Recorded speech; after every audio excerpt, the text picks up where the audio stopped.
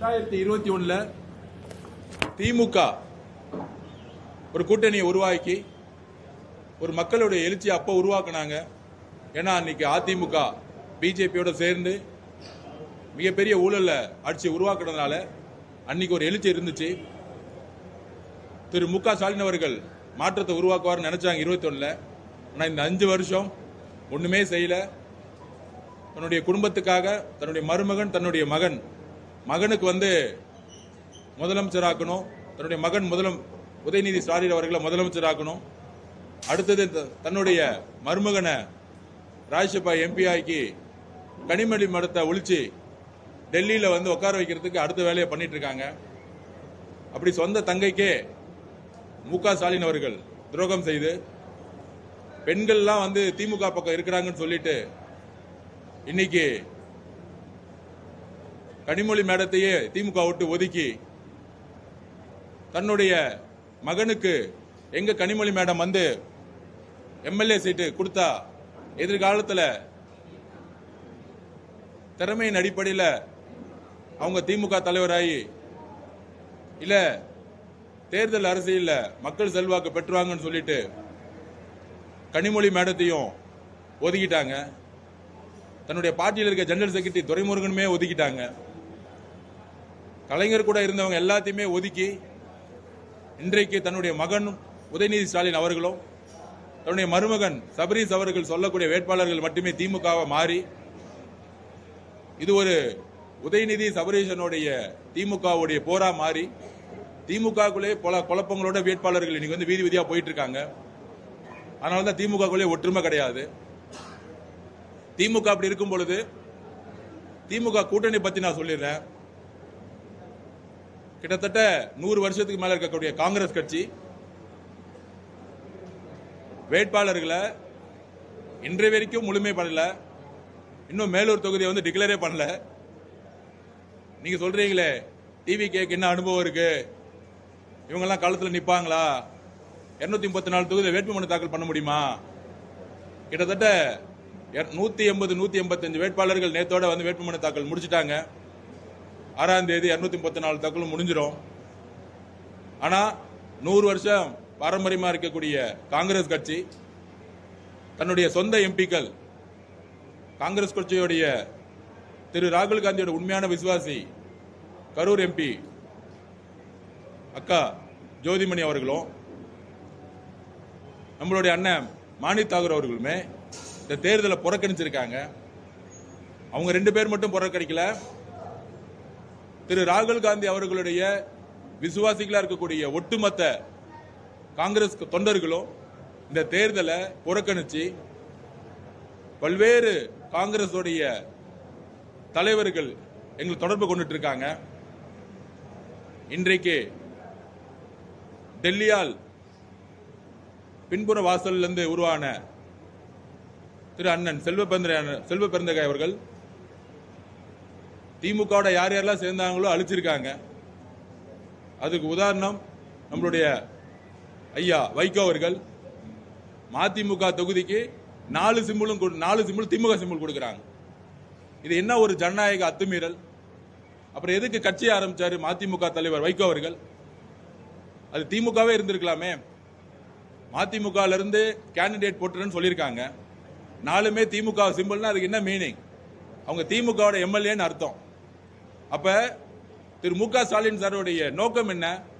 திமுகவை தவிர எந்த கட்சியும் எப்படி பிஜேபி கூட சேர்ந்தவங்க எல்லாமே அந்த கட்சியை பீகார்ல எப்படி நிதிஷ்குமார் அவர்களை ஒழிச்சு எப்படி அந்த கட்சியை கைப்பற்றுறாங்களோ அதே மாதிரி திமுகவுடைய மு க ஸ்டாலின் அவர்கள் பிஜேபிக்கும் மு க ஸ்டாலினுக்கும் வித்தியாசமே கிடையாது. ஒரு ஜனநாயகமான தலைவர் அப்படின்னா கலைஞர் கூட இதை செஞ்சதே கிடையாது. ஒரு ஜனநாயகமான தலைவர்னா கூட்டணி கட்சிகளுக்கு மரியாதை கொடுத்திருக்கணும். 4 சிம்பிள் முன்னாடி 3 சிம்பிள் டிஎம்கேன்னு சொன்னாங்க. ஒரு சிம்பிள் விட்டு வச்சிருந்தாங்க. இன்னைக்கு நாமினேஷன் முடியறதுக்குள்ள 4மே டிஎம்கே சிம்பிள்னு சொல்லிட்டாங்க. பத்திரிகையாளர்கிட்ட கேட்கிறேன், ஜனநாயகத்தின் மீது நம்பிக்கை வச்சல் மேல கேட்கிறேன், ஏன் மதிமுக மறுமலர்ச்சி திராவிட முன்னேற்ற கழகத்திற்கு 4 தொகுதி நின்று வெற்றி பெற முடியாதா? அவங்க ஓன் சிம்பிள் நின்று தானே அன்னைக்கு திருச்சியில் ஜெயிச்சாரு. ஸோ மதிமுகவில் வைகோ அவர்களுக்கு ஒரு நிலைப்பாடு, மகன் துரை வையாபுரி சாரி வையாபுரி தானே துரை வைகோ அவர்கள், அண்ணன் துரை வைகோ அவர்கள், அவருக்கு ஒரு நிலைப்பாடு இருக்கு, அவரோட மகனுக்கு ஒரு நிலைப்பாடு இருக்கு.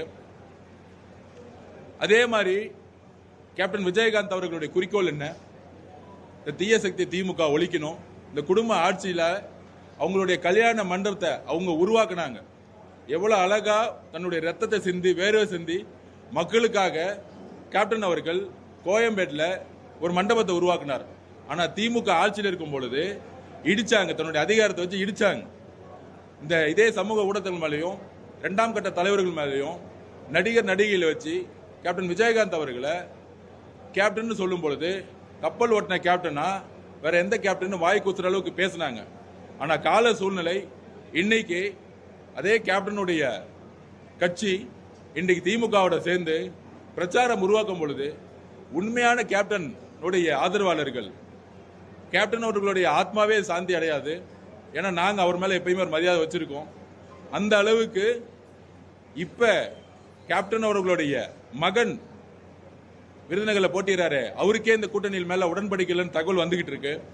சோ மதிமுக, கேப்டன் விஜயகாந்த் கட்சி அவர்கள், தேமுதிக, அதுக்கப்புறம் காங்கிரஸ் இருக்கக்கூடிய அண்ணன் செல்வ பெருந்தகை எல்லாரும் கூட்டணி அமைச்ச பிறகு எங்களுடைய 28 எம்எல்ஏக்கள் வெற்றி பெறுவாங்க, நாங்கெல்லாம் சேர்ந்து வேலை பார்ப்போம், திமுகவோட சேர்ந்து வேலை பார்ப்போம்னு பேட்டி கொடுப்பாரா? எலெக்ஷன் முடிஞ்ச உடனே நான் ராஜினாமா செஞ்சிருவேன், எலெக்ஷன் முடிஞ்ச உடனே நான் ஸ்ரீபெரும்புத்தூரோட எம்எல்ஏவா இருப்பேன், ஸ்ரீபெரும்புத்தூர்ல அவர் போனா மக்கள் விரட்டி அடிக்கிறாங்கிறது அது வேற கதை, அவரே ஜெயிக்க முடியாது. சோ அப்படி இருக்கும் பொழுது காங்கிரஸோடைய இங்க மாநில தலைவர் நான் எலெக்ஷன் முடிஞ்ச ரிசைன் பண்றேன்னா இப்ப என்ன அர்த்தம்? திமுகவுடன் காங்கிரஸ் சேரக்கூடாதுன்னு ஒட்டுமொத்த தொண்டர்களும் சரி, காங்கிரஸ் இருக்கக்கூடிய தோழர்களும் சரி, அந்த உணர்வையும் மீறி திரு செல்வ பெருந்தகை அவர்கள் கூட்டணி பின்புற வாசல் வழியா வச்சதுனால இன்னைக்கு காங்கிரஸ் தொண்டர்களுடைய அழுத்தமே அவருடைய ரெசனேஷன் பண்ண போறேன்னு சொல்லக்கூடிய ஒரு முடிவை இவ்வளவு சீக்கிரம் தேர்தலுக்கு முன்னாடியே எடுத்திருக்காங்கன்னா இந்த கூட்டணி எப்படி ஜெயிக்கும்? இதுதான் நான் பத்திரிகையில இந்த ஊடகங்களை உட்கார்ந்துகிட்டு பெரிய அறிவாளிங்க மாதிரி திமுக கிட்ட காசு வாங்கிட்டு கிட்டத்தட்ட மாசத்துக்கு 1 லட்சம் 2 லட்சம் ரூபாய் காசு வாங்கிட்டு ஒரு தோற்றத்தை உருவாக்குறாங்களே திமுக கூட்டணி ஜெயிக்கணும்னு. இதெல்லாம் இந்த கேள்விக்கெல்லாம் அவங்களால பதில் சொல்லுங்க. அவங்களால பதில் சொல்லவே முடியாது. ஏன்னா 21ல உருவாக்கின கூட்டணி கிடையவே கிடையாது. அதுலயும் லேட்டஸ்டா அண்ணன் திருமானனுடைய பேட்டியை பார்த்திருப்பீங்க. கண்டிப்பா நான் அது வந்தாகணும். அண்ணன் ஒரு வாரத்துக்கு முன்னாடி அவர் பேசும்போது எவ்வளவு சந்தோஷமா பேசியிருப்பாருன்னு பார்த்திருப்பீங்க. மக்கள்கிட்ட நான் மாநில அரசியலுக்கு மக்களுக்காக நான் வரேன், நான் காட்டுமன்னார் கோயில்ல நான் நிக்க போறேன், விசிகேவை பலப்படுத்த போறேன், அதனால புதியவர்கள்லாம் வாய்ப்பு கொடுத்து கட்சியில யார் யாரெல்லாம் திமுகவோட ஆதரவு இருந்தாங்களோ, இப்ப ஷானவாஸுக்கு எம்எல்ஏ சீட்டு வேணும்னா அண்ணன் திருமானன்ட்ட கேட்டிருக்கணும், எந்த தொகுதி வேணும்னு கேட்டிருக்கணும். ஆனா அவர் முதலமைச்சர்கிட்ட போய் ஸ்ட்ரைட்டா கேட்டாரு, அது திருமானனுக்கே தெரியல.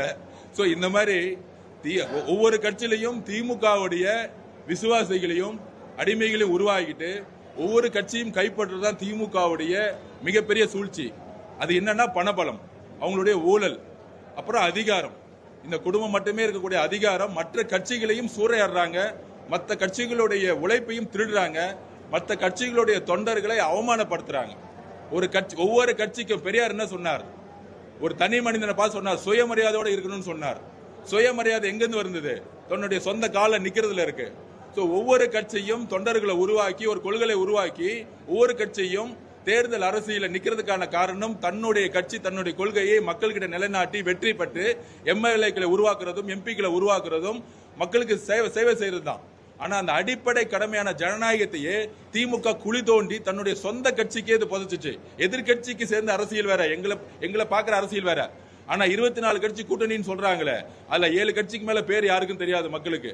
சோ அப்படி இருக்கும் பொழுது கம்யூனிஸ்ட் தோழருக்கு அழுத்தம் கொடுத்து 6ல இருந்து 5ஆ குறைச்சி அவங்களை சிறுமைப்படுத்தி அவங்க அந்த கட்சியை ஒழிக்கிறதுக்கான வேலையை செய்யறது தமிழக வெற்றி கழகம் கிடையாது, திமுகங்கிறத நான் பதிவு பண்ணி ஒவ்வொரு 5 வருஷமும் தேர்தல் வரும்பொழுது மட்டும்தான் திமுக கடைசி 5 நாள்ல நாமினேஷனுக்கு முன்னாடி இந்த திருட்டுத்தனத்தை செய்யுது.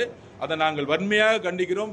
எங்கெல்லாம் ஆதிக்கம் இருக்கோ, எங்கெல்லாம் ஜனநாயகத்துக்கு எதிராக ஒரு செயல் இருக்கோ, அங்கெல்லாம் பெரியார் குரல் கொடுத்தார், அண்ணா குரல் கொடுத்தார். ஆனால் அண்ணா உருவாக்கிய கட்சி, ஜனநாயகத்துக்காக உருவாக்கிய கட்சி, அன்னைக்கு எப்படி பக்தவச்சலம் காங்கிரஸ்ல ஒரு அதிகார மீறலை உருவாக்கும் பொழுது மக்கள் எரிஞ்சாங்களோ, அதே மாதிரி ஸ்டாலின் சார் இன்னைக்கு ஒரு பக்தவச்சலமாக மாறி இருக்கிறாரு. அவர் கூட்டணி கட்சியே ஒழிக்கிறதுக்கான எல்லா வேலையும் பார்த்திருக்காரு. அதோட இதுதான் மதிமுகவை தன்னுடைய சுயத்தை ஒழித்து 4 எம்எல்ஏ திமுகவா மாத்தி இன்னைக்கு அந்த கட்சியே ஒழிச்சிருக்காரு. அதுல லேட்டஸ்டா விடுதலை சிறுத்தைகள் கட்சி அண்ணன் திருமாவண்ணன் ஒரு வாரத்துக்கு முன்னாடி நான் மாநில அரசுக்கு வரேன், மாநில அரசியல தேர்தல் முடிஞ்சோடனே களம் மாறும்னு அவர் சொன்ன நோக்கம் என்ன, நான் வரும்பொழுது விசிகாவை இன்னும் அடுத்த 2031 வளர்ச்சியை உருவாக்க போறேன் அப்படி ஒரு அர்த்தத்தை சொன்னாரு. ஆனால் அண்ணன் நேற்று தேர்தல் அரசியலுக்காக அவர் எப்பயும் சொல்ற மாதிரி தான் பிஜேபி தமிழ்நாட்டில் வந்துடும், அதுக்காக தன்னை தியாகம் பண்ணலாம். ஆனா ஒரு எம்எல்ஏவா எவ்வளவு பெரிய சீனியர் லீடர் அவரு, தன்னுடைய மகன் இது வரைக்கும் எம்எல்ஏவே ஜெயிச்சதில்லை, ஆனா எம்எல்ஏ ஆக்கி மினிஸ்டர் ஆக்கி ஒரே வருஷம் துணை முதலமைச்சர் ஆக்கி இன்னும் 2 வருஷத்துல முதலமைச்சர் ஆக்கணும்னு தன்னுடைய மகனுக்காக மு.க. ஸ்டாலின் அவர்கள் உதயநிதிக்காக அரசியலே தெரியாத உதயநிதிக்கு இவ்வளவு தூரம் சண்டை போடும் பொழுது 40 வருஷமா தலித் சகோதரர்களுக்காக மட்டுமல்ல, இஸ்லாமிய சகோதரர்கள், கிறிஸ்துவ சகோதரர்கள், தமிழ்நாட்டில் ஒவ்வொரு பிரச்சனை நடக்கும் பொழுது தமிழ் தேசியத்துக்காக குரல் கொடுத்த அண்ணன் திருமாவண்ணன் அவர்கள் நிலைமை இன்னைக்கு எப்படி இருக்குன்னா, திரு மு.க. ஸ்டாலின் அவர்கள் தன்னுடைய மகன் உதயநிதிக்காக மட்டுமே மாநில அரசியலுக்கு வரக்கூடாதுன்னு கண்டிப்பா சொல்றேன். அழுத்தம் சொன்ன அண்ணனை சிறுமப்படுத்துற மாதிரி நான் சொல்லல. ஆனால் ஒரு பெரிய வேண்டுகோளை வச்சு அவரை மாநில அரசியலுக்கு திரும்ப கூடாதுன்னு சொன்னது திரு மு.க. ஸ்டாலின் அவர்கள். திரு உதயநிதி அவர்கள் தனிப்பட்ட முறையில் கூப்பிட்டு பேசினாரு. கரெக்டா 4 நாளுக்கு முன்னாடி திரு சபரீஷ் அவர்கள் தனிப்பட்ட முறையில் மீடியால நீங்க வேணா கேட்டு பாருங்க, இல்ல போன் அவருடைய போன் எங்க இருந்துச்சுன்னு பார்த்து பாருங்க. சபரீஷ் அவர்கள் 4 நாளைக்கு முன்னாடி கூப்பிட்டு, சபரீஷ் யாருங்க, நான் திருப்பி கேட்கிறேன், முதலமைச்சருடைய மருமகன் ஒரு ஐடென்டி எடுத்துட்டா யாரு, ஒரு ஜீரோ. அவரு திரு நம்மளுடைய அண்ணன் தலித் சகோதரருடைய உரிமையா இருக்கக்கூடிய திருமாவண்ணனை கூப்பிட்டு பேசுற அளவுக்கு யாரு, நீங்களா யாருங்க சபரீஷ், நீங்களா யாரு, நீங்களா அரசியல் உங்களுக்கு தெரியுமா, இல்ல அரசியல் அறிவு இருக்கா? தலித் சகோதரர் எதிராக பேசுறது சபரீஷ் யாரு, நான் கேட்கிறேன், திருப்பி கேட்கிறேன். நான் ஒரே நிமிஷம் நான் பேசி முடிச்சிடுறேன். அப்ப மொத்த குடும்பமும் பேசி அவர் இன்னைக்கு தன்னுடைய மாநில அரசியல் இருந்து விலகிறாருன்னா அந்த உணர்வு, நான் திருப்பியும் சொல்றேன், 5 வருஷமா தலித் சகோதரருக்கு இந்த அரசு எதுவும் செய்யல, கோயிலுக்குள்ள போக முடியல, கொடியேற்ற முடியல, எதுவும் செய்ய சொல்ல, நாங்க இந்த அரசியல் பண்ணவே இல்லை. ஏன் ஒவ்வொரு தலைவரையும் ஜனநாயகம் இல்லாம அமுக்குறீங்கிற மட்டும்தான் கேட்கிறோம். எங்களுடைய குரல் எங்க ஆதிக்கம் இருக்கோ, எங்க ஜனநாயகம் இல்லையோ தயவு செஞ்சு நாங்க அரசியல் பேசல. இதுல ஒரு பெரிய தால் லீடர் ஒரு 40 வருஷமா ஸ்ட்ரீட்ல இருந்த லீடர் சந்தோஷமா முதல் நாள் அனௌன்ஸ் பண்ணாரா இல்லையா, நீங்க பாத்திருப்பீங்க வீடியோவை. என்ன காரணம் சொன்னார், இப்ப கூட முடிக்கும் போது என்ன சொன்னாரு, எனக்கு ஒரு ஆசை இருந்துச்சு எம்எல்ஏ ஆகணும்னு. அந்த ஆசை ஏன் 4 நாள்ல மாறுச்சு, 5 நாள்ல மாறுச்சு. அதுவும் டிக்ளேர் பண்ண கேண்டிடேட் அவரே சொல்றாரு, அவர் விசிகவே கிடையாது, நான் காங்கிரஸ்ல வேட்புமனு தாக்கல் பண்ணியிருந்தேன், காங்கிரஸ்ல இருந்தாங்க, எனக்கு காங்கிரஸ்ல இருந்து எங்களுக்கு அழைப்பு கொடுக்காம திருமாவண்ணன் டிக்ளேர் பண்ணிருக்காருன்னா அதுவும் திமுக தான் செஞ்சிச்சு. காங்கிரஸ்ல இருக்க அவருக்கு இளைய பெருமாள் ஐயா மேல எங்களுக்கு பெரிய நம்பிக்கை இருக்கு. ஆனால் இளைய பெருமாள் ஐயா மகனோட அண்ணன் திருமாவண்ணன் மாநில அரசுக்கு திரும்பணுங்கிறது தான் தலித் சகோதரர்களுடைய மிகப்பெரிய வேண்டுகோள். அண்ணன் டெல்லியில இத்தனை நாள் பேசினாரு, ஓகே. ஆனால் இன்றைக்கு தமிழகத்துல களம் ஓபன் ஆயிருக்கு. திரு உதயநிதி சகோதரர் முதலமைச்சர் ஆகணும்னா மக்கள் 1% கூட ஓட்டு போட மாட்டாங்க. அப்ப இன்டைரக்டா எப்படி துணை முதலமைச்சரா துணை முதலமைச்சர் தேர்ந்தெடுத்தாங்களா, இல்லையே. உதயநிதி ஸ்டாலின் அவர்கள் சேப்பாக்கத்தை வேற தொகுதி போய் நின்று இருக்கலாமே, அதிமுக எங்க ஸ்ட்ராங்கா இருக்கோ கோயம்புத்தூர் போய் நின்று இருக்கலாமே, இல்ல டிவிக்கு எங்க ஸ்ட்ராங்கா இருக்கோ பெரம்பூர் கூட வந்திருக்கலாமே. தன்னுடைய மகனை உயிரோட வரைக்கும் ஒரு சேஃபான கேப்ல கொண்டு போய் எல்லா கூட்டணி கட்சிகள் தலைவர்களையும் ஒழிச்சு முதலமைச்சர் ஆக்கிட்டு போறது மட்டும்தான் அவருடைய கடமைங்கிறது நாங்கள் வன்மையாக கண்டிக்கிறோம். இந்த மாதிரி அவரை சிறுமப்படுத்தக்கூடிய செயலை கண்டிப்பா திருமாவண்ணன் ஒத்துக்க மாட்டாரு. இல்ல வேற ஒரு ரீசன் சொல்லுவாரு, இல்ல நான் ஜனநாயக பூர்வமா நான் இன்னொருத்தருக்கு வாய்ப்பு கொடுத்து சொல்லுவாரு. அந்த வாய்ப்பையே நாளே கொடுக்கல, எவ்வளவு சந்தோஷமா ஆசைப்பட்டேன்னு சொன்னாரு. அவர் ஒரு பெரிய டாலிட்ட திருமாவண்ணன் ஒரு எம்எல்ஏவா கூட இங்க வந்துடக்கூடாது, தமிழ்நாட்டில் அரசியல் வரக்கூடாதா? அவர் அதாவதுங்க திமுக ஒண்ணுதாங்க, உதயநிதி ஸ்டாலினுக்கு யார் வந்தாலும் டெல்லிக்கு எம்பி சீட்டு கொடுத்து வைகோட பையனுக்கு டெல்லியில சீட்டு கொடுத்துட்டாங்க. சொந்த அமைச்சர்களோட பையன் எல்லாத்துக்கும் டெல்லியில சீட்டு கொடுத்து அமைச்சிருவாங்க. ஏன் தெரியுங்களா, அவருடைய பையனுக்கு யாருமே போட்டியா வரக்கூடாது. நீங்க ஒரு மேட்ச் விளையாடுறீங்கன்னு வச்சுக்கோங்க, ஆப்போசிட்டே விளையாடாம ரன்னிங் பண்ணோம்னா 10 பேர் ஓடணும், எல்லாத்தையும் காலி பண்ணி நான் மட்டும் ஓடி ஜெயிக்கக்கூடிய நிலைமையை திமுக தன்னுடைய பணமளத்தால் உருவாக்கிட்டு இந்த ஜனநாயகம் மிகப்பெரிய ஆபத்தான ஜனநாயகங்கிறது மட்டும் தான் நாங்க பதிவு பண்றோம். நாங்க வேற எதுவும் சொல்ல வரல. இந்த குற்றச்சாட்டு இது கிடையாது, நடந்த உண்மை இது. பத்திரிகையாளர்களுக்கு தெரியும், மக்களுக்கு தெரியும், தலித் சகோதரர்களுக்கு தெரியும், பிசிகேல இருக்கக்கூடிய அண்ணன் கூட இருக்கக்கூடிய ஒட்டுமொத்த சகோதரர்களுக்கு தெரியும். அவர் எவ்வளவு தூரம் ஆசைப்பட்டாரு, வேட்புமனு வந்து 4ஆம் தேதி பண்றதுக்கு ரெடியா இருந்தாரு. எல்லாமே சீக்கிரமா பண்ணி பிசிகே கட்சியை இன்னைக்கு அமைதி பண்ணி வச்சுட்டாங்க, வளர்ச்சியை நிப்பாட்டிருக்காங்க. மதிமுகவை எம்எல்ஏ இல்லாம ஒழிச்சிட்டாங்க. திமுக யாருங்க? திமுக எதுக்கு சிம்பிள் கொடுக்கணும்? நான் ஒண்ணு கேட்கிறேன். நீங்க பெரிய கூட்டணி தானே 2024 ஜெயிச்சீங்கல்ல, அப்ப 22 தொகுதி தானே நின்னுச்சு. மித்தவங்க நின்னாங்கல்ல, 18 தொகுதி நின்னாங்கல்ல. 22 தொகுதினா அப்ப எத்தனை தொகுதி? 100 டெக்னிக்கலா யோசிச்சு பாருங்க. 132 தொகுதி தானே திமுக நின்னுச்சு. அப்ப மட்டும் கூட்டணி கட்சிகள் வந்து எப்படி வந்து எம்பியா ஜெயிச்சாங்க? எப்படி அவங்க சிம்பிளா நின்னாங்க? விசிகே 2 சிம்பிளா நின்று ஜெயிச்சாங்கல்ல. அவங்க நின்ன 12 தொகுதியில குறைஞ்சபட்சம் 10 தொகுதி ஜெயிச்சாங்க விசிகே. கரெக்ட் தானே என்ன கேட்டது? அப்படி அந்த சிம்பிளுக்கு வந்து மக்கள் ஓட்டு போட்டாங்க. ஓட்டு போட மாட்டாங்க அப்படின்னா திருச்செல் எப்படி வந்து துரை வைகோ வந்து நின்று ஜெயிச்சாரு? அவருடைய சிம்பிள் தானே நின்று ஜெயிச்சாரு. 6 தொகுதி திருச்சியில ஓட்டு போட்டாங்கல்ல. அப்ப மட்டும் 6 தொகுதி வரல எம்எல்ஏ, அப்ப மட்டும் அந்த சிம்பிள் ஜெயிக்க முடியாது. ஆனா எம்எல்ஏ எலெக்ஷன் வரும்போது மட்டும் ஒவ்வொரு கட்சியும் அழுத்தி எம்எல்ஏ உருவாக்கூடாது. என்ன அழுத்தம்? மாநில அரசியல் தான் ஒரு கட்சியோட பிரதானம். போய் டெல்லியில போய் சண்டை போறது ஒரு கட்சியோட பிரதானம் இல்ல, அது 2வது கொள்கை. மாநில அரசியல மத ஜெயிக்கிறவங்க தான் மத்திய அரசியல போய் சண்டை போட முடியும். ஆனா ஒன்றிய அரசியல சண்டை போடணும்னா மாநில அரசியல முதல் ஜெயிக்கணும். அப்ப இங்க இருக்க கட்சிகளை மாநில அரசியல பங்கு பெறாம நீங்க போய் டெல்லியில போய் சண்டை போடுங்க, பிஜேபியோட சண்டை போடுங்கன்னு டைவர்ட் பண்ணி ஏமாத்தி இவங்க மட்டும் பிஜேபியோட சேர்ந்துக்கிட்டு பராசக்தி படத்தை ரிலீஸ் பண்ணிக்குவாங்க. சோ இந்த மாதிரி ஜனநாயகமற்ற செயலை தன்னுடைய கூட்டணி கட்சிகளுக்கு அண்ணன் செல்வ பெருந்தகனை நம்பி சேர்ந்தாரு. ஆனா எலெக்ஷன் முன்னாடியே ரிசைன் பண்றேன்னு சொல்லிட்டாரு. இதுதான் திமுகவுடைய சதி. அவரையும் ஒழிச்சிருவாங்க. சோ எல்லாத்தையும் ஒழிச்சு தன்னுடைய மகனுக்காக அரசியல் உருவாக்க நினைக்கிறோம். இது கூட்டணி கட்சி. அந்த கூட்டணி கட்சி பேசினா எங்க ஜனநாயகம் இல்லையோ, எங்க ஆதிக்கம் வருவாதோ அதை நாங்கள் கடுமையாக இருக்கும். ஏன்னா நாங்க வந்து பெரியார் வழியை ஃபாலோ பண்றோம். அதுக்காக தான் இந்த குரல் கொடுக்கிறோம். Any questions?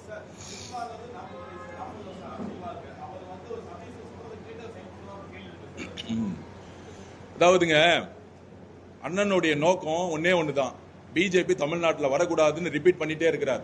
ஆனா நான் திருப்பியும் பதிவு பண்றேன், அந்த ஒரு நோக்கத்துக்காக காம்ப்ரமைஸ் பண்ணும் பொழுது தன்னை நம்பி இருக்கக்கூடிய மக்கள், முக்கியமா தலித் சகோதரர்கள், பிசிகேக்கான அழுத்தங்கள் வர வர வர இந்த 5 வருஷம் திமுகனால ஒவ்வொரு தெருவிலும் பிசிகேவுடைய தொண்டர்களும் தலித் சகோதரர்கள் அனுபவிக்காத கஷ்டமே கிடையாது. வேங்கவயல் பிரச்சனையிலிருந்து, வேங்கவயல் பிரச்சனை எவ்வளவு பெரிய பிரச்சனை, யாரு ஏறி கண்டுபிடிச்சாங்களோ அவங்க மேலே எஃப்ஐஆர் போட்டாங்க. அந்த அழுத்தம் எல்லாமே நீங்க எல்லாம் சேர்ந்து திருமாவளவனை திட்டினீங்க.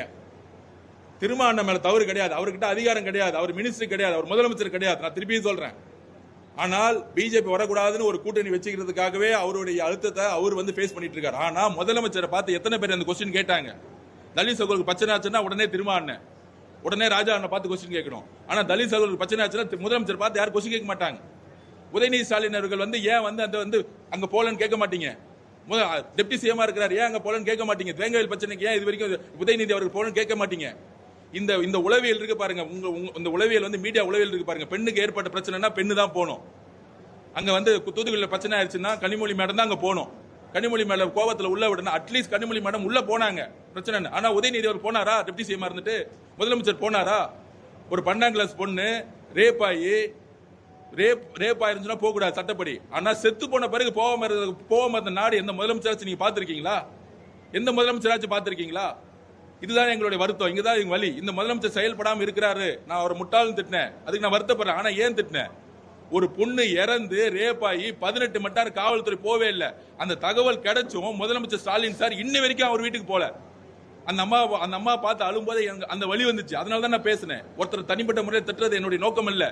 அந்த வலியை பார்க்கும்போது வழியில நான் பேசினது. அப்ப நாங்க பேசுறது என்னன்னா, இதை நாங்கள் ஏன் வன்மையா கண்டுக்கிறோம் அப்படின்னா, அவர் பிஜேபி வரக்கூடாது, இந்த கூட்டணியை வந்து நம்மளால வந்து இது கெடுத்துடக்கூடாதுங்கிறதுக்காக ரொம்ப அமைதியா இருக்கு. ஆனா நீங்க நடந்த எல்லா பேட்டியும் எடுத்து பாருங்க, கால சூழ்நிலையும் அவர் பேசிய பேச்சுகளையும் பாருங்க, அவருடைய வருத்தம் வந்து மிகப்பெரிய வருத்தமா அவருடைய பேட்டியில் இருக்கும். முதல் நாள் எவ்வளவு சந்தோஷமா பேசினாரு, முடிக்கும் போது கூட என்னோட ஆசைன்னு சொல்லிட்டு முடிச்சார். நேத்து கூட என்னோட ஆசைன்னு சொன்னார். ஒரு 40 வருஷ டால் லீடர் ஒரு சிங்கிள் எம்எல்ஏ தொகுதி நிக்க கூடாதா? என்ன வழி? முதல் நாள் சொன்னவர் ஏன் லாஸ்ட் நாள் இன்னைக்கு இளைய பெருமாள் காங்கிரஸ் கட்சியில் இருக்கவருக்கு ஏன் சீட்டு கொடுக்கணும்? சோ இதுக்கு பின்னாடி பெரிய அரசியல் இருக்கு. திமுகவுடைய அரசியல் தன்னுடைய மகன் உதயநிதி ஸ்டாலினுக்கு ஒரு வே கிரியேட் பண்றாங்க. ஒன்னே ஒன்னு சொல்றேன், காலமும் இயற்கையும் நேரமும் எந்த தலைவர் அழுத்தத்தின் மூலமா உருவாறாங்களோ அவங்க தான் ஜெயிப்பாங்க. எழுதி வச்சுக்குவாங்க. பக்தாச்சோழன் ஜெயிச்சதே கிடையாது. ஏன்னா காமராஜர் மாதிரி அவர் உருவாகல. இந்த மாதிரி உதயநிதி ஸ்டாலின் அவர்கள் உருவாக்க பாக்குறாங்க. கண்டிப்பாக அவங்க அப்பா காலத்துக்கு அப்புறம் அவர் எம்எல்ஏ கவுன்சிலர் கூட ஆக முடியாது. அது காலம் உணர்த்தோ. அதை நான் இப்ப பதிவு பண்றேன். நெக்ஸ்ட்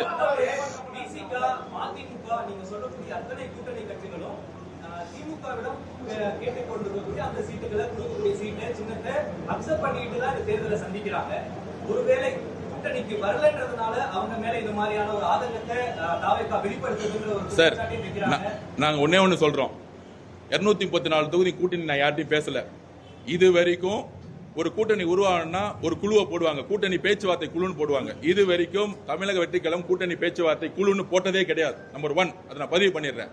எங்களுடைய கோரிக்கை என்னன்னா, ஜனநாயக சக்திகளா இடதுசாரி சிந்தனை கொண்டு உருவான தலைவர்கள் எல்லாத்தையும் ஒரு அழுத்தம் கொடுத்து வேற வழியே இல்லாதனால ஒரு ஜனநாயகமற்ற செயலை செய்யும்போது கேட்கிறோம். இது எப்படி இருக்குன்னா, ஒரு ஊர்ல ஒரு பண்ணையார் இருக்காரு. நீங்க உங்க கேள்விக்கே வர, ஒரு பண்ணையாருக்கு 500 ரூபாய் சம்பளம் கொடுக்கறதுல 200 ரூபாய் கொடுக்குறாங்க. அந்த பண்ணையார் அந்த மக்களுக்கு ஒரு வழி இல்ல, அவர் ஒரு உணர்வோட அந்த காசு வாங்குறாங்க. ஆனா ஒருத்தர் எந்திரிச்சு இல்ல நீங்க 200 ரூபாய் வாங்கினது 500 ரூபாய் தப்புன்னு சொன்னீங்கன்னா அதுக்கான காலம் வரும். அந்த காலம் வரும் பொழுது அவங்க செய்த செயல் யார் ஆதிக்கத்தில் இருக்காங்கிறத நான் பதிவு பண்றேன். சோ திமுக ஒரு ஆதிக்கவாதியா இருக்கிறாங்க. பெரியார் எதுக்காக இயக்கத்தை ஆரம்பிச்சாரு? அண்ணா எதுக்காக யாரெல்லாம் ஆதிக்கம் பண்றாங்களோ அவங்கள ஏத்து கொஸ்டின் கேட்டார். எங்களுடைய வழி அவங்க திமுக கட்சி கூட்டணி தேர்தல் அரசியல்ல ஒரு ஆதிக்கமான மனநிலையை உருவாக்கு. ஏன்னா காசு இவங்க கிட்ட இல்ல, அவங்க கிட்ட காசு கொள்ளடிச்சு வச்சிருக்காங்க. ஒவ்வொரு தொகுதி 20 கோடி ரூபாய் வச்சிருக்காங்க. இப்ப கூட வில்லிவாக்கத்துல 10,000 டெலிவரி பண்ணிட்டு இருக்காங்க. நான் நேத்து ஓப்பனாவே டிக்ளேர் பண்ணிட்டேன், வில்லிவாக்கத்துல 1 ரூபாய் நான் காசுக்காக செலவு பண்ண போறது இல்ல. நான் திருப்பியும் பதிவு பண்றேன். நான் ஓட்டுக்கு காசு கொடுக்க வரலன்னு தொகுதி ஃபுல்லா சொல்லிட்டேன். நீங்க உங்க மீடியா வச்சு எந்த தெருவுனா பாத்துக்கோங்க. நான் மக்கள்கிட்ட போறேன், ஒவ்வொரு ரோடா போறேன், தெருவா போறேன். மாற்றத்தை உருவாக்குறதுக்காக நாங்க வந்திருக்கோம். சோ நாங்க பதிவு பண்றது, மாற்றத்தை உருவாக்கும் பொழுது மக்களை காசு கொடுத்து 3000 ரூபாய் 10,000 ரூபாய், இன்னைக்கு திமுகவோட இங்க இருக்க எம்எல்ஏ 10,000 ரூபாய் கொடுக்க ஆரம்பிச்சிட்டாரு. ஆனால் இருந்தாலும் நாங்க வீடா போகும்போது குடும்பமா வராங்க. எங்களுடைய கட்சி நாங்க சொல்றோம், நாளைக்கே நாங்க ஜனநாயகத்திலிருந்து விலகணும்னா நீங்க எந்த கொஸ்டின் வேணா கேட்கலாம், நான் பதில் சொல்ல ரெடியா இருக்கிறேன். எங்களோட அரவணைப்பவர்களுக்கு ஆட்சியிலும் பங்கு அதிகாரம் எங்களுடைய அடிப்படை கொள்கை. அது வந்தாங்க வரலங்கிறது பத்திக்காக நாங்க ஒரு பெரிய கூட்டணி வருங்காக சொல்லல. தமிழ்நாட்டில் ஒரு ஜனநாயகம் மலரணும்னு நினைச்சோம். அதுக்காக தான் அது ஒரு கொள்கையா வச்சோம். திமுக ஒரு ஆதிக்க சக்தியா இருக்கு, அதை நாங்க கண்டிக்கிறோம். வேற ஒண்ணும் இல்ல. 24 கட்சி சேர்ந்திருந்தாலும் இந்த கட்சியில் இருக்க தொண்டர்கள் விலகிட்டாங்க. அதனாலதான் காங்கிரஸ்ல நிறைய கட்சி விலகிட்டு இருக்காங்க. நீங்க இன்னும் ஒரு 4-5 பேர் எம்பிஸ் விலகிறது ரெடியா இருக்காங்க. எக்ஸ் எம்பிஸ் எல்லாம் நீங்க பாப்பீங்க கூடிய தேர்தல. வேட்பாளர்கள் நியமனத்துல பல்வேறு குற்றச்சாட்டுகளை அந்தந்த நிர்வாகிகள், அதாவது தாவேகாவோட நிர்வாகிகள் அதிருப்தியை தொடர்ந்து வெளிப்படுத்துறாங்க. நேற்று கூட திருத்தணியினுடைய வேட்பாளருக்கு பிரச்சாரம் செய்ய யாருமே முன்வரல, புறக்கணிச்சிட்டோம்னு சொல்லி பேட்டி எல்லாம் கொடுக்குறாங்க. அவர் தனியாவே பிரச்சாரம் பண்றாரு. இது போன்று பல தொகுதிகள்ல பணம் வாங்கிட்டு பணம் இல்லாததுனால எங்களுக்கு சீட்டு தரலன்னு தொடர்ந்து கடந்த சில தினங்களா பேட்டி கொடுத்துட்டே இருக்காங்க. இதெல்லாம் எப்படி பாருங்க? ஒன்னே ஒன்று புரிஞ்சுக்குவாங்க. அவர் நேற்றே பதிவு பண்ணிட்டாரு. அவர் ஒரு அட்வொகேட் ப்ரொஃபஷனல். யாரும் இங்க அரசியல்வாதி கிடையாது. முதல் முறையில் நிக்கிறாங்க. எல்லாருமே கட்சியோட கட்டமைப்புன்னு பார்க்கும்போது அவர் டீ குடிக்க ஒரு வாக்கிங் போயிருக்காரு தனியா. அதை மீடியா பதிவாயிருச்சு. அடுத்த நாளே திருப்பி அவர் 100 பேரோட போக ஆரம்பிச்சிட்டாரு. அவர் சொன்னார், நான் தனியா ஜாலியா வாக்கிங் போய் டீ குடிக்க தான் போனேன். நானு அதை வேற மாதிரி பதிவு பண்ணிட்டாங்க. மீடியா ஊடகங்கள் இன்னைக்கு தமிழக வெற்றி கழகத்தோட வேட்பாளர்கள் எங்க போனாலும் நீங்க கேட்ச் பண்றதே ரொம்ப சந்தோஷமான விஷயம் எங்களுக்கு. அந்த மாதிரி எந்த பிரச்சனையும் இல்ல. 180க்கு மேற்பட்ட வேட்பாளர்கள் நாமினேஷன் நேத்தோட தாக்கல் பண்ணி முடிச்சிட்டாங்க. நாங்க ஆரம்பத்தில் பதிவு பண்றோம். நீங்க சொன்னீங்க டெல்லியோட அழுத்தத்துக்கு என்டியோட போயிடுவாரு, சினிமா ரிலீஸ் ஆகலன்னா பேச்சுவார்த்தை பண்ணுவாரு. எந்த அழுத்தத்துக்கும் இல்லாமல் 26 கட்சி கூட்டணி சேர்ந்து டெல்லி பிஜேபி எதுக்குறது பெரிய விஷயம் இல்லைங்க. தனியால் ஒரு கட்சி, புது கட்சி, நாங்க நின்னு 234 கேண்டிடேட் போட்டு மக்கள்கிட்ட போற பாருங்க. இதுதான் இந்த வலிமை தான் எங்க கிட்ட இருக்கு. இந்த வலிமை தான் எங்க கிட்ட இருக்கு. அதிமுக உருவாக்கின 10 கட்சி, அந்த பக்கம் நாம் தமிழர் கட்சி, இந்த பக்கம் மத சார்பட்டுன்னு சொல்லிட்டு போலி மத சார்பட்ட கூட்டணி கட்சியை ஒழிச்சிட்டு இருக்க திமுக எதிர்த்து நின்று நான் களத்துல போய் நின்னைக்கு சண்டை போடுறோம் பாத்தீங்களா? இதுதான் மக்களுடைய ஆதரவு. அது உங்களுக்கு ரிசல்ட் அன்னைக்கு மே நாள் அன்னைக்கு தெரியும்.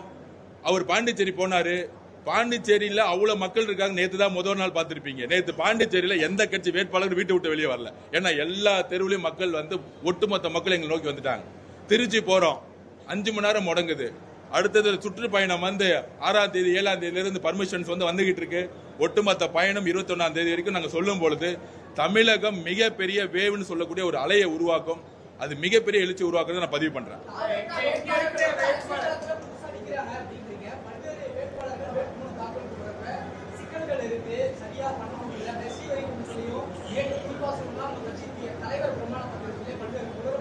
இல்ல ஜனநாயகத்துல கான்ஸ்டிடியூஷன் ரைட்ஸ் இருக்கு வேட்பாளர்களுக்கு. எப்ப வந்து வேட்பாளர் பிரச்சனை வரும்னா, ப்ரொபோசர்ஸ் இருக்காங்க பாத்தீங்களா, 10 பேர் ப்ரொபோசர்ஸ், அவங்களுடைய சைனோ இல்ல அவங்களுடைய மாற்று அறிக்கையோ வந்தா மட்டும்தான் பண்ண முடியும். தேர்தல் கமிஷன் லேட்டஸ்டா பெரிய சுற்றறிக்கை, எந்த காரணத்துக்கு கொண்டும் வேட்புமனு தாக்கல் செஞ்சு டிஸ்மிஸ் பண்ணக்கூடாது. நம்பர் 1. நம்பர் 2, சொத்து கணக்கு எல்லாம் தாக்கல் பண்றாங்க. தனக்கு தெரிஞ்ச சொத்து கணக்கு எல்லாம் தாக்கல் பண்ணிடணும். ஒருவேளை சம்டைம் பாத்தீங்கன்னா இந்த பில்டிங்கோட வேல்யூ கைட்லைன் வேல்யூ இருக்கும், சம்டைம் மார்க்கெட் வேல்யூ இருக்கும். அதுல ஏதாவது ஒரு கொஸ்டின் ரைஸ் ஆகுதுன்னா திருப்பியும் எத்தனை டிராஃப்ட் வேணா நம்ம பதிவு பண்ண முடியும். 6ஆம் தேதி முடிகிற வரைக்கும் ஒரு வேட்பாளர் வந்து 4 ஃபைல் பண்ண முடியும், 4 அப்ளிகேஷன் ஃபைல் பண்ண முடியும். அதுல எத்தனை அப்ளிகேஷன் வேணா நீங்க ஆட் பண்ண முடியும். சோ சிறு தவறுகள் இருக்கும் பொழுது உடனடியாக கவனத்துக்கு வரும் பொழுது அது அப்ளிகேஷனை நார்மலா பதிவு பண்ணிருக்கும். திரு மு க ஸ்டாலினோட ஏஜ் முன்னாடி மாத்தி போட்டிருக்காங்க, திருப்பி வந்து நியூ அப்ளிகேஷன் ஃபைல் பண்ணாங்க. இதெல்லாம் வந்து ஒரு நடைமுறையான ஒரு இயற்கையான ஒரு சம்பவமே தவிர, அதுக்கப்புறம் தன்னுடைய சில பேருக்கு வந்து தன்னுடைய மனைவியோட ரெக்கார்ட்ஸ் இருக்கும். அது வந்து அட்மை நாலேஜ் தான் போடுவாங்க. சில பேருக்கு தெரிஞ்சிருக்கும், சில பேர் தெரியாம இருக்கும். நீங்க வந்து இப்ப இருக்க கரெக்ட் பினான்ஸ் மினிஸ்டர், டெல்லியோட பினான்ஸ் மினிஸ்டர் வந்து பாத்தீங்கன்னா எனக்கு வந்து தெரியலன்னு சொல்லிட்டு நாமினேஷன் பண்ணியிருந்தாங்க. சோ இந்த மாதிரி சின்ன விஷயங்கள் சோசியல் மீடியால வந்து சும்மா ரூமர்ஸ் பரப்பப்படுது. அது வந்து உங்களுக்கு தெரியும், யார் வந்து பெண் நிறுவனம் வந்து எல்லா ரூமர்ஸும் பரப்பிட்டு இருக்கு. எங்களுடைய நாமினேஷன், தலைவரோட நாமினேஷன் சரி, எல்லாத்தோட நாமினேஷன் சரி, பக்காவா லீகலா பக்காவா போயிட்டு இருக்கு. அது எதெல்லாம் சேர்க்கணுங்கிறத, ஃபார் எக்ஸாம்பிள் இப்ப தலைவர் மேல வந்து 2 எஃப்ஐஆர் போட்டிருக்காங்க. இதுதான் காவல்துறையோட மிகப்பெரிய தவறு. இதுதான் திமுகவோட அரசியல் சொல்றோம். இப்ப என் மேல எஃப்ஐஆர் போட்டா இதுவும் தெரிஞ்சுக்கணும். அது சோசியல் மீடியா நிறைய விமர்சனம் பண்ணிட்டு இருக்காங்க. இப்ப என் மேல எஃப்ஐஆர் போட்டா எனக்கு வந்து நோட்டீஸ் சர்வ் பண்ணிருக்கணும், நான் அது தெரிஞ்சிருக்கணும், இல்ல விசாரணைக்கு போயிருக்கணும். ஆனா எங்களுக்கு தெரியாமலேயே எஃப்ஐஆர் போட்டு வச்சிருப்பாங்க போலீஸ், அந்த காவல்துறையில. அதெல்லாம் வந்து நான் வந்து நாமினேஷன்ல வந்து ஃபைல் பண்ணல, அதனால வந்து கேன்சல் பண்ண முடியலாம், பண்ணவே முடியாது. அட் மை நாலேஜ் தான் இருக்க முடியுமே தவிர, எனக்கு தெரிஞ்சு எனக்கு நோட்டீஸ் கொடுத்து நான் விசாரிச்சு என் மேல கிரிமினல் குற்றம் இருந்தா நான் பதிவு பண்ணும். எனக்கு தெரியாமலே எஃப்ஐஆர் போட்டு அது வந்து காவல்துறை வந்து திமுகவோட பேச்சை கேட்டுக்கிட்டு உள்ள வச்சிருந்தாங்கன்னா அதெல்லாம் கோர்ட்ல நிக்காது. எலெக்ஷன் கமிஷனோட ரிட்டர்னிங் ஆபீசர் வந்து 1-2 ஃபார்முலா தான் பார்க்க முடியும். சைனிங் இதெல்லாம் அக்கௌண்ட்ஸ் கரெக்டா இருக்கா இல்லையா வந்து பாத்தீங்கன்னா கிளைம் பண்ணாங்கன்னா கோர்ட்டுக்கு தான் போகுமே தவிர எந்த ரிட்டர்னிங் ஆபீசர் கேன்சல் பண்ற அதிகாரம் கிடையாது. அதுலயுமே இருந்தாலும் வேட்பாளரை கூப்பிட்டு இதெல்லாம் மாத்துங்கன்னு சொல்லக்கூடிய ஒரு ஃபெசிலிட்டியை இப்ப வந்து தேர்தல் கமிஷன் சுற்றறிக்கை மூலம் கொடுத்திருக்காங்க. சோ எல்லா நாமினேஷனும் சிறப்பாக செயல்படும். வார் ரூம் டிவிகே கழகத்துல வார் ரூம் வந்து எலெக்ஷன் ஆபீஸ் போட்டு கிட்டத்தட்ட 150 அட்வொகேட்ஸ் வந்து எல்லா வேட்பாளர்களையும் கண்காணிச்சு நாங்க கரெக்டா தாக்கல் செஞ்சுட்டு இருக்கோம். கண்டிப்பா நல்லது நடக்கும்.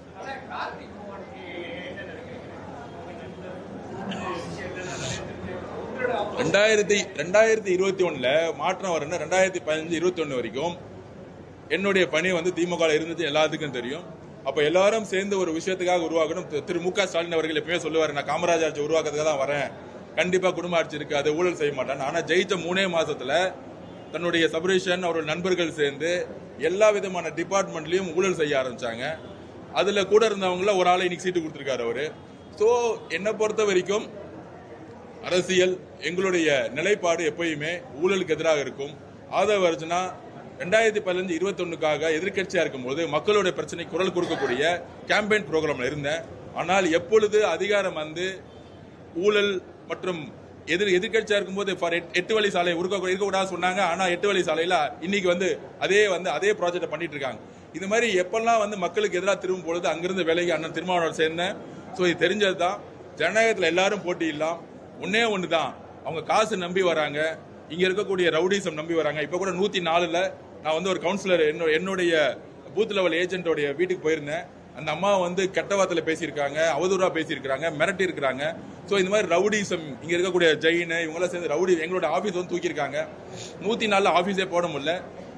இந்த மாதிரி நாங்க அடக்குமுறைக்கும் காசு வந்து இப்பயே வந்து லோட் பண்ணி ஒவ்வொரு பூத்துலயும் வந்து காசை லோட் பண்ணி குறைஞ்சபட்சம் 5000 ரூபாய் கொடுத்து முக்கியமான ஏரியாவில் 10000 ரூபாய் கொடுக்கறதுக்கான வேலை பண்ணிட்டு இருக்காங்க. என்னுடைய வேண்டுகோள், வேட்பாளர்கள் யாரா இருந்தாலும் மக்கள்கிட்ட போவோம், உண்மையை சொல்லுவோம், 5 வருஷம் என்ன மாற்றத்தை கொண்டு வந்து சொல்லுவோம், ஜனநாயகத்து மேல நம்பிக்கை வைப்போம், மக்கள் மேல நம்பிக்கை மட்டும் இல்ல மரியாதை கொடுப்போம். ஒரு ஓட்டை காசு கொடுத்து வாங்குறதுங்கிறது எங்களுக்கு வந்து அந்த ஒரு தலையை வாங்குறதுக்கான அர்த்தம் இல்ல. ஒவ்வொரு குடும்பத்தோட எதிர்பார்ப்பு அடுத்த 5 வருஷம் 10 வருஷத்துக்கான ஒரு நல்ல ஆட்சி அமையணும், ஒரு நல்ல ஹெல்த் கிடைக்கணும். இங்க ரோடு கிடையாது, கழிவறை தண்ணி எல்லா பக்கம் சுத்திட்டு இருக்கு. அந்த மாதிரி நிறைய பிரச்சனைகள், அடிப்படை பிரச்சனைகளே இங்க தொகுதியில் இல்லை. அண்ணா நகருக்கும் வில்லிவாக்கத்துக்கும் பாத்தீங்கன்னா பல்வேறு பிரச்சனைகள் எக்கச்சக்கமா இருக்கு. அதை நாங்க மக்கள்கிட்ட பதிவு பண்ணிட்டு இருக்கோம். மக்களும் கிட்டத்தட்ட 10 வருஷமா திமுக எம்எல்ஏ மாறி மாறி வேட்பாளர் போடுறாங்களே தவிர 5 வருஷத்துக்கு முன்னாடி வேற வேட்பாளர், இப்ப வேற வேட்பாளர், இப்ப பக்கத்துல இருந்து இன்னொரு வேட்பாளர். மக்கள் திமுக மேல நம்பிக்கை இழந்துட்டாங்க. இங்க முதலமைச்சர் குடும்பமே பிரச்சாரம் பண்ணாலும் மக்களுக்கு அவங்களுக்கு தெரியாது. 5 வருஷமா ஏன் முதலமைச்சர் குடும்பம் வந்து வில்லிவாக்கத்துல இங்க இருந்து 5 நிமிஷம் தான் கொளத்தூர், ஏன் முதலமைச்சர் ஸ்டாலின் சார் வில்லிவாக்கம் பக்கம் வரவே இல்லை? இந்த கொஸ்டின்லாம் மக்கள் கேட்கிறாங்க. நாங்கள் மிகப்பெரிய வெற்றியை பெறுவோம். எங்களோட தலைவர் பிரச்சாரம் இன்னைக்கு முடிவாயிடும். காவல்துறை வந்து சப்போர்ட் இன்னைக்கு பர்மிஷன் கொடுத்தாங்கன்னா நாளைக்கு தலைவர் வர மாதிரி இருக்கு. கண்டிப்பா அவருடைய பிரச்சாரம் தமிழகம் முழுவதும் எழுச்சி உருவாக்கும், மிகப்பெரிய வெற்றி உருவாக்கும்.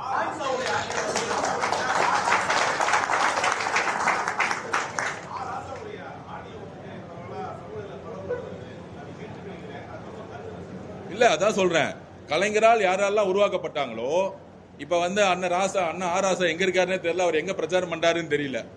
அதுதான் நிலைப்பாடு. அது என்ன பிரச்சனைனா, அவர் ராசா வந்து ஒரு தலித் அவர்கள்.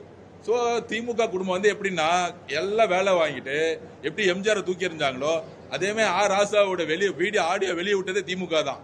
சோ இந்த மாதிரி யார் யாரெல்லாம் பிடிக்காதோ, யார் யாரெல்லாம் தலைமைக்கு வந்து விசுவாசமா இல்லையோ, கட்சிக்கு விசுவாசமா இருப்பாங்க. நான் எப்பவுமே சொல்லுவேன், அண்ணா பெரியசாமியை எலெக்ஷன் முடிஞ்சவன ஒதுக்குனாங்க. ஆனா செந்தில் பாலாஜி எடுத்துட்டு வந்து 4 பெரிய டிபார்ட்மெண்ட் கொடுத்தாங்க. பெரியசாமி அன்னைக்கு 2021 திண்டுக்கல்ல அங்க இருக்க 30 தொகுதி ஜெயிக்கிறதுக்கு முக்கியமான காரணம் இருந்தார். ஆனா ஏன் அவருக்கு வந்து செந்தில் பாலாஜி இம்பார்ட்டன்ட் கொடுக்கல? எங்க இருந்தோ வெளியே வந்து வந்தவருக்கு ஏன் இம்பார்ட்டன்ட் கொடுத்தாங்க? இதுதான் பிரச்சனை. திமுக ஊழல் மட்டுமே செய்யறவங்கள கூட முக ஸ்டாலின் அவர்கள் 5 பேரை கூட வச்சுக்கிட்டு, அவங்கள வேலுவர்கள் ஊழல் பண்ணுவாரு, நேரு அவர்கள் ஊழல், இந்த 5 பேரை வச்சுக்கிட்டு திமுக நடத்தினா, நான் ஒண்ணு கேட்கிறேன், கொள்கைன்னு பேசுறாங்க. செந்தில் பாலாஜிக்கு பெரியார்னா என்னன்னு தெரியுமா?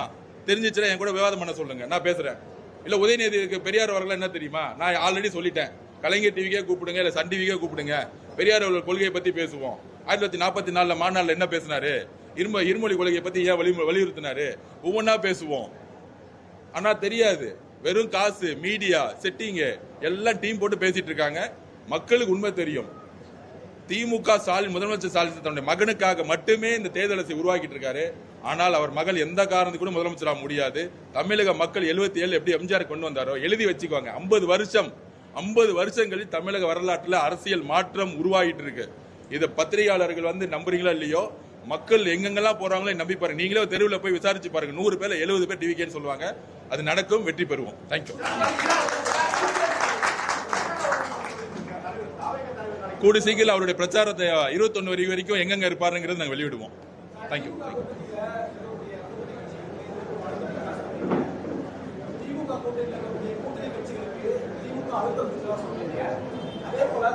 அழுத்தம் கொடுக்கல, கட்சியை வாங்குறாங்க, கட்சியை கபலீகரம் பண்றாங்க, கட்சியை திருடுறாங்க.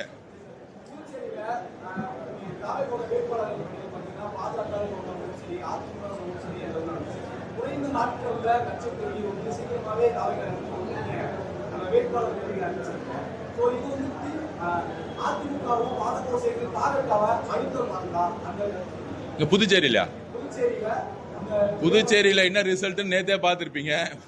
பிரச்சாரத்துல 6 மணி நேரம் வந்து ஸ்டேட் முடங்கிருச்சு. ஆக்சுவலா அந்த அளவுக்கு வந்து நீங்க எல்லாரும் இந்த எலெக்ஷனை பொறுத்த வரைக்கும் கட்சி கட்டமைப்பு, பழைய பெரிய தலைவர்கள் அதெல்லாம் கிடையவே கிடையாது. நேத்து வந்தது எப்படின்னா, வந்து பழைய மரங்களை ஒரு புயல் வந்து தூக்கி எறியும் பாருங்க. ஒரு புது விஷயத்தை ஒரு புயல் வந்து அழிச்சு புது விஷயத்தை உருவாக்கும். அந்த மாதிரி தான் அரசியல் மற்றும் பாண்டிச்சேரியில் புதுச்சேரியில் நடந்துகிட்டு இருக்கு. கண்டிப்பா எங்களுடைய கால்குலேஷன் 12 இருந்து 14 எம்எல்ஏ அங்க தாவேக்கா வந்து ஜெயிக்கும்னு வந்து எங்களோட ரிசல்ட் இருக்கு. கண்டிப்பா பாண்டிச்சேரி ஜெயிக்குங்கிறத நாங்க பதிவு பண்றோம்.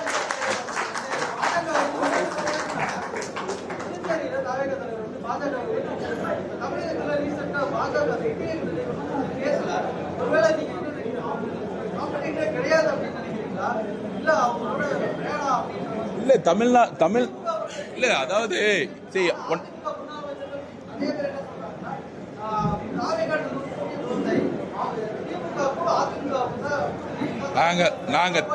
நாங்க திரும்பி பதிவு பண்றோம். ஒரு கேம்ல ஃபைனல்ஸ் வரும்போது ரெண்டு பேர் தான் இருப்பாங்க. இந்தியா மேட்ச் வந்து இந்தியாவுக்கும் ஆஸ்திரேலியாவுக்குன்னா இந்தியா ஆஸ்திரேலியா தான் சண்டை போட முடியும். செமிஃபைனல்ஸ் தோத்தவங்களோட சண்டை போட முடியாது. களத்துல அதிமுகவும் பிஜேபியும் களத்திலே கிடையாது. பிஜேபி காரங்கள பிஜேபியில இருக்க அண்ணாமலையே அவ்வளவு பெரிய விரக்தியில இருக்கிறாரு இந்த கூட்டணிக்காக. உங்களுக்கு அவருடைய பேட்டிகள் செயல்பாடுகளே தெரியும். அழுத்தம் கொடுத்து அவரே அந்த இடத்துல உட்கார்ந்துட்டு இருக்காரு. சோ அதனால அந்த கூட்டணியை பொறுத்த வரைக்கும் இபிஎஸ்ஐ நம்பி உருவான கூட்டணி. அங்க வந்து நீங்க சொல்றீங்க அதிமுக ஸ்ட்ரக்சர் இருக்கு, ரெட்டால இருக்கு அப்படின்னு. அதிமுக கூடிய 25-26% வந்து எங்களுக்கு எப்பயோ மூவ் ஆயிருச்சு. தமிழக வெற்றி கழகம் புரட்சி தலைவர் அம்மாவுக்கு அப்புறம் நம்பிக்கையை வந்து அதிமுக தொண்டர்களை இபிஎஸ் மேல இழந்துட்டாங்க. சோ அதனால வந்து நாங்க வந்து அவங்க பத்தி ஏன் பேச மாட்டேங்கிறோம், களத்திலே கிடையாது. எதுக்கு வந்து பேசணும் திருப்பி அதனாலதான் நாங்க பதிவு பண்ணிட்டு இருக்கோம்.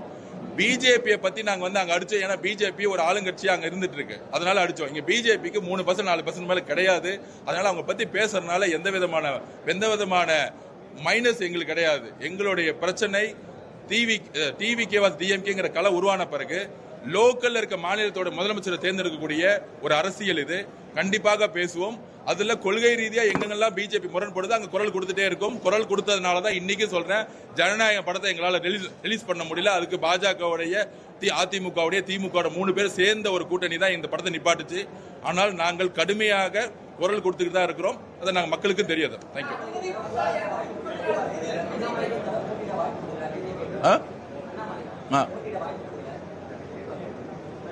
அது அவருடைய இஷ்டம். அது அவருடைய இன்டர்னல் இஷ்யூஸ்.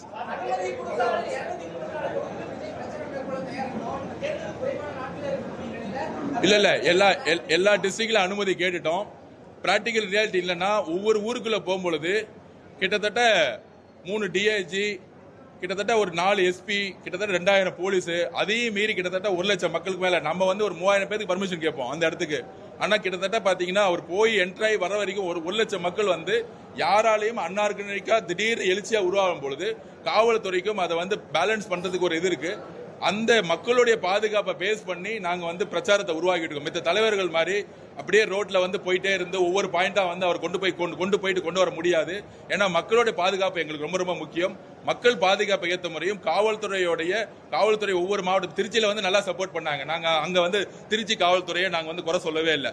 திருச்சி காவல்துறைக்கு நன்றி நான் வந்து ஏற்கனவே பதிவு பண்ணியிருந்தோம். அங்கிருந்து கஷ்டப்பட்ட டிசி, ஏசி, இன்ஸ்பெக்டர் எல்லாத்துக்கும் பதிவு பண்ணோம். அதுல கூட என்னுடைய காவல்துறை நண்பருக்கு வந்து கார்ல அடிப்பட்ட உடனே கோயம்புத்தூர்ல கங்கா ஹாஸ்பிட்டல் போகணும்னு சொன்னார். உடனே நான் போய் பார்த்து பண்ணேன் நானு. அது ஏன்னா மக்கள் அவ்வளவு கூட்டம் கூடும்போது காவல்துறையை சமாளிக்க முடியல, எந்த இடத்துல நிக்கணும் கூட அவங்களால முடியல.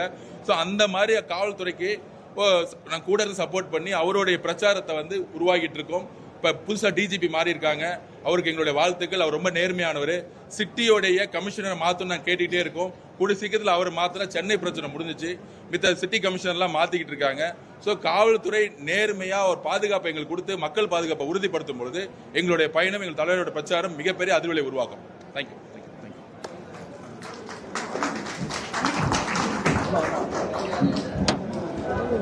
Come on.